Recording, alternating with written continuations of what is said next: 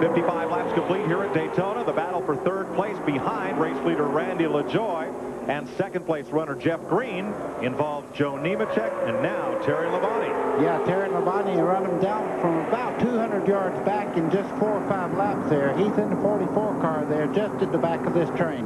Dick Berggren. Mark Martin has won more races in this series than any other driver. He will not win today. Looks like you had some help into that, Wall. Well, we did. You know, that's just typical restrictor plate racing. I mean, just a situation that was a big part of it was my fault. You know, I shouldn't let myself get in that position. 1 minute you got somebody working with you, and the next minute they're turning you around. So, it's just, you know, I thought I had a partner there helping me, and the next thing I know, I was getting some help into the wall. So, this is one of those situations where everybody's doing the best they can. Probably, I probably should have been watching my mirror closer than that. Well, he's got another shot at it tomorrow in the Daytona 500, where he's got a terrific race car, Mike Joy. Thanks, Dick. Big battle at the lead. Joe Nemechek went for it, and Johnny Benson is in trouble. Former Busch Series champion took the provisional to get into this show, and he is down on the apron. Another car pulls out of the lead pack and comes down. Randy LaJoie. That is Randy LaJoie, 2 years ago the winner of this race. The leaders are dropping fast. LaJoie shakes it back and forth. He gets into his pit. Here's Bill. Randy LaJoie in the pits. He has a tire going down on the right side. They're changing both right side tires. I spoke to Mark Reno, very disappointed. Randy had told him this is the best car he's had here in years. And as you mentioned, Mike, he won here 2 years ago, finished second last year. Mark now wants them to do left side tires. This is going to cost them totally unexpected and a shame for a guy who felt he had a shot at winning this race. And one car slides off the track to the inside of turn 4. And it looks That's like Benson. He's going to just park it there. He can't, car won't go, and the caution is out.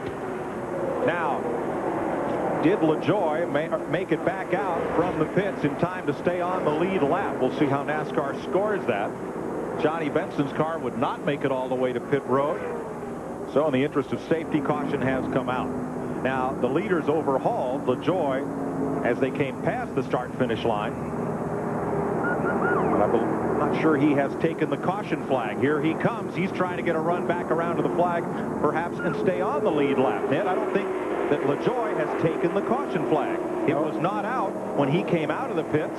It depends on whether the leaders have taken the caution flag or not. I don't believe they have. Okay. They're waving him by, we hear. Here comes LaJoie.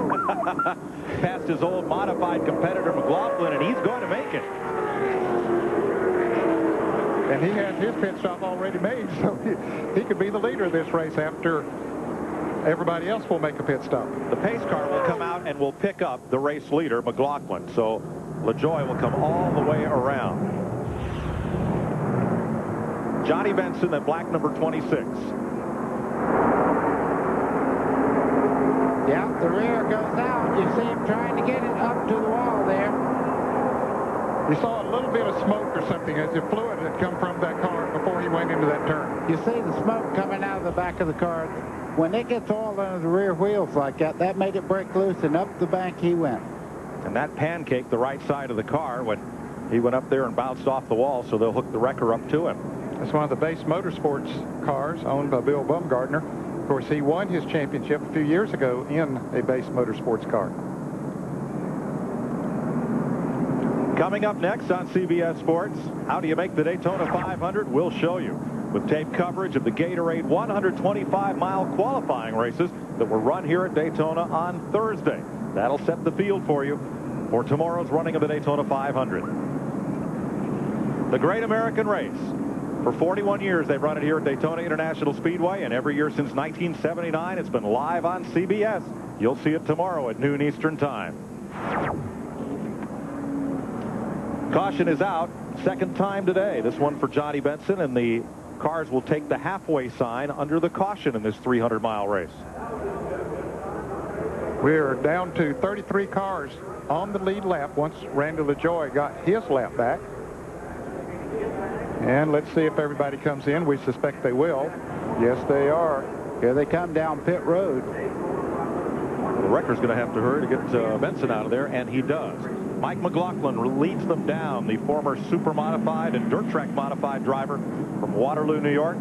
Peels off into his pit. So does Joe Nemechek, Terry Labonte, Jeff Green. There's Labonte's red car pulling into its pit stall. Dick Berggren. McLaughlin's pit sounded like a football huddle. Jay Smith, the new crew chief, was down here barking orders, and he barked forward to the crew members who have already got the right side tires on. McLaughlin never has won at Daytona. This is one of the best chances he's ever had to win a race at Daytona. To Ralph. 4-tire change for Joe Nemechek. No adjustments to the chassis. Dale Earnhardt Jr. will take 4 tires. They will tighten him up. Oh, when he hit a tire exiting pit road, and it's rolling all the way out onto the front straightaway. Dale Earnhardt Jr. hits the tire, and it's ricocheting off the nose of the car, and it is all the way out onto the main straightaway, headed down towards turn number 1. Now, Ralph, there's the tire going down toward turn 1. Likely, the car that was making a pit stop in front of him, when the right rear tire is removed, it is set down flat. And if someone doesn't come around the car to bring that tire back with them, the car coming out of the pit stall behind can bump it. Well, the tire's out of harm's way now as it rolls off into the grass there. But I just wonder if Earnhardt has any damage to the front of his car.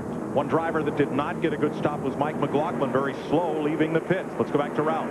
We're down here. Tony Eury Sr. is the crew chief for Dale Earnhardt Jr. They're talking to the NASCAR officials, trying to figure out what the story is going to be. They're discussing it, whether or not it's a penalty. Tony, what happened? 32 team up here is throwing tires everywhere. They just let them throw them all over the place, and we run over them. Any idea if you got any damage? I don't know. They're supposed to have a man to pick them up, but they're too damn lazy, I reckon. And, Mike, that tire, don't forget, it weighs about 60, 70 pounds, so it can definitely knock a fender in. Ralph, looking at the front end of Earnhardt's car, we don't see any apparent damage. Now, trouble on the leader, Dick Berggren. Indeed, Mike, and the problem with Mike McLaughlin's car is he has lost first gear in the transmission. That will make it very difficult for him to exit pit road every time he comes in for the rest of the day. We're under caution here at Daytona for the second time today. 61 laps are complete. We're just past halfway. We'll be right back.